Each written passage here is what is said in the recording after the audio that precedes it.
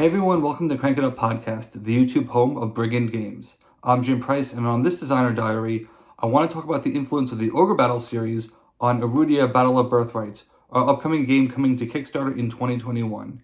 If you haven't played the Ogre Battle series, I highly recommend it, although they're a bit old, and it's really hard to find them these days.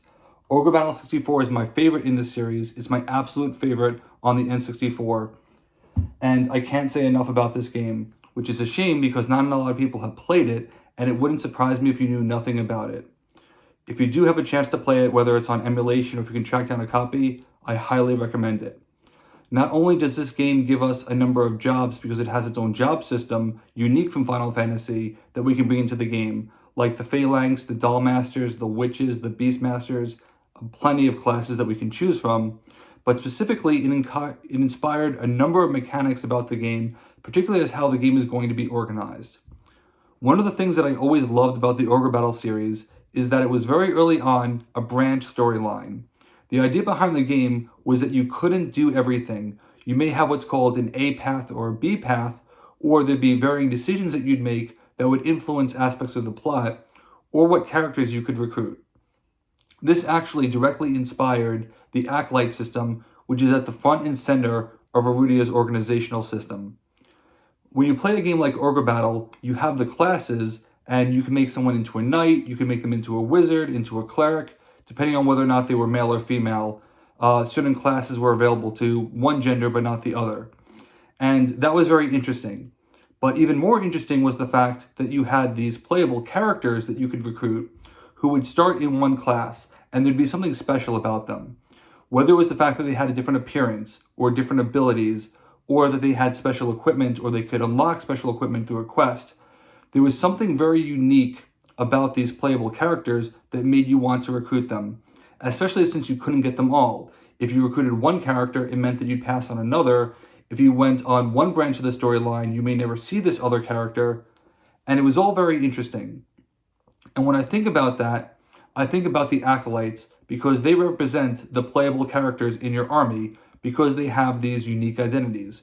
Whereas you could have multiple knights or you could have multiple wizards, the playable characters are the Acolytes because they have a name, they have a backstory, they have a unique look.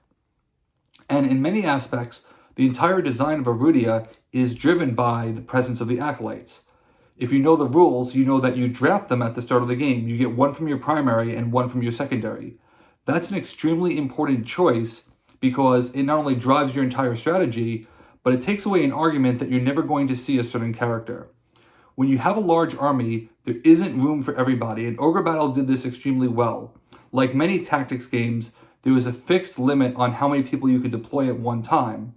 But in the context of Ogre Battle, they would have these units that can fit up to 5 characters.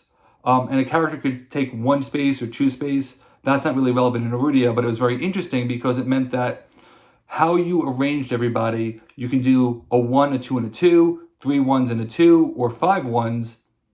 You had to think about how you were constructing your army, and you had to designate a leader, someone who was capable of actually leading the army and being the face of that unit, so to speak. And that's very much what the Acolytes are.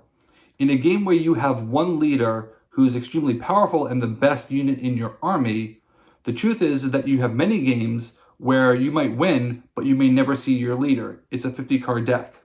You're guaranteed to see the Acolytes, though, because of the fact that you draft 2 of them at the start of the game. And so to say that I never got this particular character, it doesn't really apply because you're the only one to blame for that. You could have drafted that character, you just chose not to. But you can't draft everyone. In many ways, it's resembling that choice where, oh, I really want to get, Ankaseth, who's a great character in Ogre Battle 64, but it means I'm going to have to pass on someone like Bisk. Well, he's a werewolf, and that's really cool. How do I have room for both?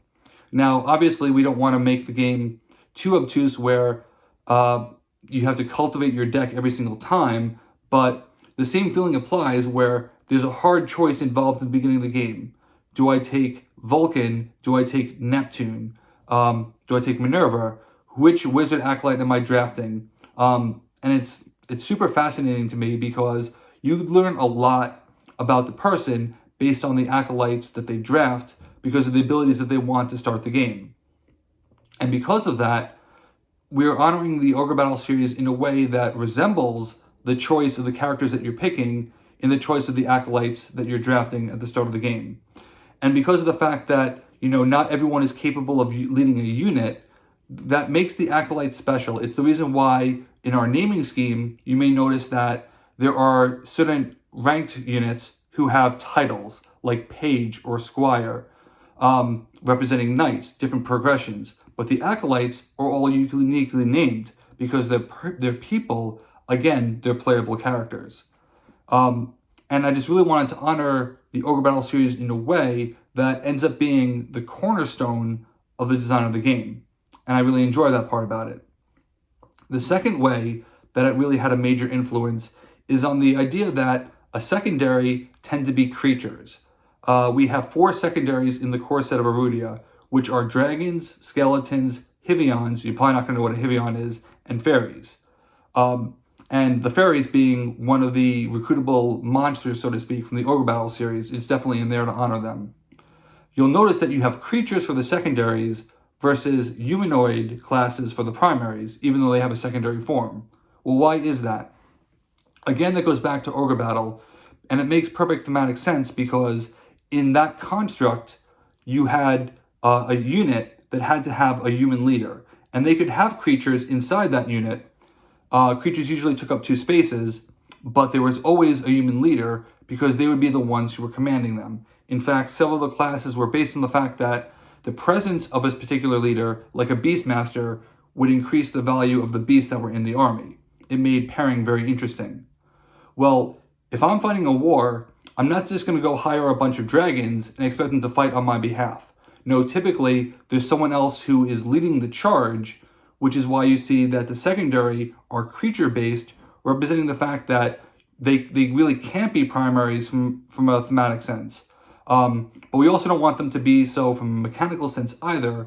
One of the interesting things about a secondary is that it's only 15 cards. And you don't have any room to waste in their design. You have to be very efficient. Every card matters. With a primary, you have a lot more flexibility, you have a lot more depth. But you need to streamline the secondary to make sure that there's internal synergy so that it can work on its own independent of whatever primary it's being given. It also means that you can use a mechanic that would outstay its welcome in a 30-card primary deck. It can be singular, it can be focused, and I think a great example of this is the card draw of the dragons. Everybody loves card draw, everyone can benefit for the most part. Well, what do you do with it? There's only so many ways that you can innovate on drawing cards before it becomes stale, before you run out of things to do with them. Well, that's why it makes sense in a dragon secondary. That way you can leave that space and still have room to innovate in that in a primary faction like the knights, who have a different way of acquiring card draw, but it never feels like card draw is being stale, that you've used up all the good ideas in the core set. By focusing on it in a singular area, you can make it so that they're the main card draw class, but still leaving room elsewhere, and it doesn't feel like the dragons are just stale and repeating themselves because the card draw has a purpose, and when you see all their cards combined, it organically fits together and says, oh, that's the reason why I'm drawing cards and hoarding cards. That's only possible in a secondary because of the focus that you get from the restricted card size. There's a third way that Ogre Battle has influenced the series, but that's a deeply guarded secret. I'm excited to talk about that in a couple of years. Yes, because we planned that far in advance. But I want to see that now to let you know that even some of the things that you know about, we have plenty of surprises for you along the way, and I'm really excited about this game system and what it's going to mean for 2-player playable card games.